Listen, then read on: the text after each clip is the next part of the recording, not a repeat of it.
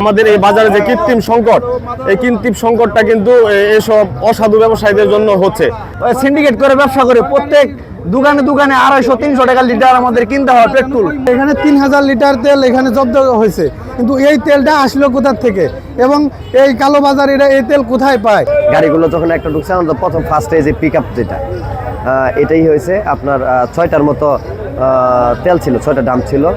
সকাল আনুমানিক হলেও ভোরের দিকে দেখে যে আমাদের কয়েকটা ছোটো ভাই আছে, এরা সবাই রাস্তা দিয়ে হাঁটতেছিল, তখন দেখে এই জিনিস করলে ডামগুলো ওখান থেকে আমাদের যে চোরের একটা মোড় আছে ওখান থেকে তেলগুলো আসতেছে।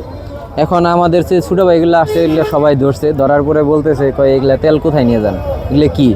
কয় এগুলা তেল অকটেন। এখন বলতেছে কয় এগুলা তাহলে আপনারা কোথায় নিয়ে যান? কয় আমরা এটা কিনছি, কিনে নিয়ে যাইতেছি। এখন ছোটো ভাইরা বলছে কয় দাঁড়ান আপনারা। এখন ওরা দাঁড়াইতে যাইতেছে না, ওরা দিয়ে ফুটসে যাওয়া শুরু করছে। তখন ওরা চিল্লানির পরে এলাকার লোক যারা হাইরা সবাই মিলে এই জিনিসটা আটকাইছে। তেল আটকানোর পরে আমাদের পরিষদে নিয়ে আসছে। আমরা আপনার 9টা সাড়ে 9টার দিকে কালীবাড়ি বাজারে যখন ছিলাম তখনকার ওই যে ওই পাশে একটা দোকান, সোহেল ভাইয়ের দোকান, ওই দোকানে আপনার কয়েকজন লোক মিলে আলোচনা করতেছে। তো তখন আর কি সন্দেহ বাজলো যে দোকানপাট সব বন্ধ, তো দোকানে এক শাটার অল্প করেই করতেছে। তো পরবর্তীতে দেখি যে গাড়িও আছে কয়েকটা, যেমন ভ্যান গাড়ি, যেমন এই যে গাড়িগুলো যেগুলো আছে এগুলো আছে।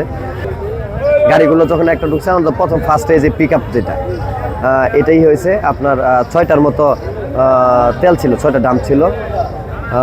তারপরে পরবর্তীতে আপনার এটা আটকানোর পরে পরবর্তীতে আপনার যে ইগুলো আছে, অটোগুলো আছে, এই অটোগুলো আর কি পরবর্তীতে করা হয়েছে, জব্দ করা হয়েছে। আসলে আমাদের এই জামালপুর সদর উপজেলা 1 নং কেন্দ্র ইউনিয়নে আপনার হলো গত রাত্রে প্রায় 1:30 বা 2টার দিকে আনুমানিক সময় কিছু তেল আটক করেছে আমাদের এলাকার নেতাকর্মী এবং উৎসুক জনতা। অবৈধভাবে এই রাস্তা দিয়ে কিছু তেল পাচার করা হচ্ছিল। এই খবর পেয়ে কিন্তু এলাকার লোকে আসলে উৎসুক জনতারা এই তেলটা আটক করেছে। আসলে আমাদের এই বাজারে যে কৃত্রিম সংকট, এই কৃত্রিম সংকটটা কিন্তু এসব অসাধু ব্যবসায়ীদের জন্য হচ্ছে। আমরা যারা ব্যবসায়ী আছি, যারা চাকরিজীবী আছি, এরা কিন্তু আসলে এই হুন্ডার মাধ্যমে 80% লোক চলাচল করি, 80% লোক চলাচল করি। এই যে তেলটা সংকট হচ্ছে তার জন্য কিন্তু আমাদের যাতায়াতে ব্যাহত হচ্ছে। যাতায়াতে ব্যাহতর কারণে কিন্তু আমরা টাইম মতো ব্যবসায়ী কাজে যাইতে পারতেছি না, সরকারি অফিস যারা আছে অফিসে যাইতে পারতেছে না। এই যে একটা যে নাজুক অবস্থা, এই নাজুক অবস্থার জন্য দায়ী হলো অসাধু ব্যবসায়ীরা। এই অসাধু ব্যবসায়ীদেরকে আইনের আওতায় এনে এবং কি আমাদের এই যে 1 নং কেন্দ্র ইউনিয়ন পরিষদে যে প্রায় 16 ব্যারেল তেল যে আটক করা, 3200 লিটার সম্ভবত এরকম মেবি, এই তেলটা যে আপনার হলো আটক করেছে, এটা আমাদের যে আমরা এই জায়গায় যারা উৎসুক জনতা রয়েছি বা আমরা যারা গ্রাহক রয়েছি এদেরকে ন্যায্য মূল্যে, আমাদের দাবি ন্যায্য মূল্যে সরকারি লোকের সাহায্যে সকলের মাঝে বিতরণ করা।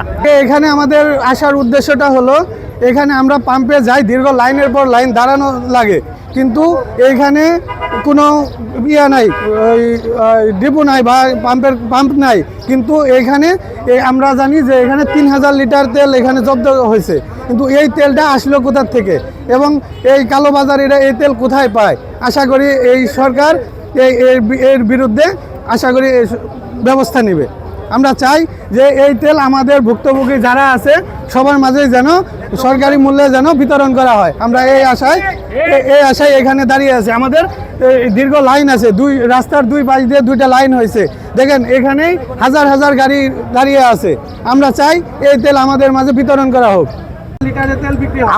আমরা এখানে যা আসছি মূলত তেলের কারণে, পেট্রোলের কারণে।